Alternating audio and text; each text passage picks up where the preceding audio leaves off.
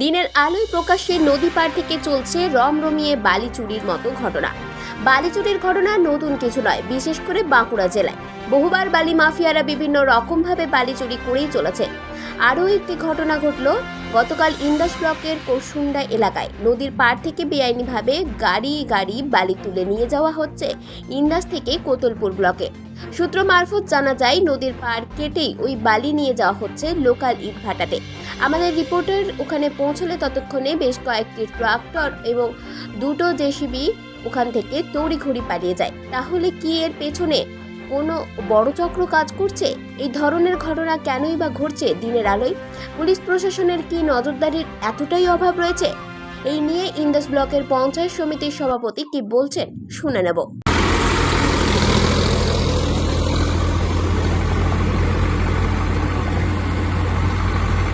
বিষয়টা আমি শুনলাম আপনার মুখ থেকে।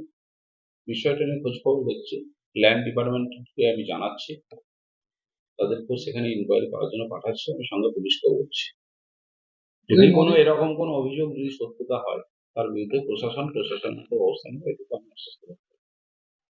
এখানে দেখা যাচ্ছে যে নদীর পাড় একদমই গায়ে এই বিষয়ে কি বলবেন? না, আমি তো বিষয়টা আপনার মুখ থেকেই শুনলাম। তো আপনার মুখ থেকে শোনার পর আমি সঙ্গে সঙ্গে আপনার সামনে থেকে আমি ল্যান্ড ডিপার্টমেন্টের বিএলওকে আমি ফোন করছি।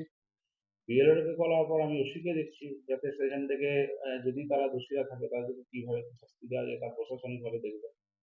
আমি আমার ঊর্ধ্বতনকে আমি এখান থেকে এসডিওকেও জানাবো, তার সভাধিপতিকে বিষয়টা জানাবো। আমার এখান থেকে আইনভাবে দেখা পাবো। সভাপতি ইন্দাস পঞ্চায়েত সমিতি। বাঁকুড়া থেকে মোহাম্মদ শাহজাহান আনসারীর রিপোর্ট, 99 নিউজ বাংলা।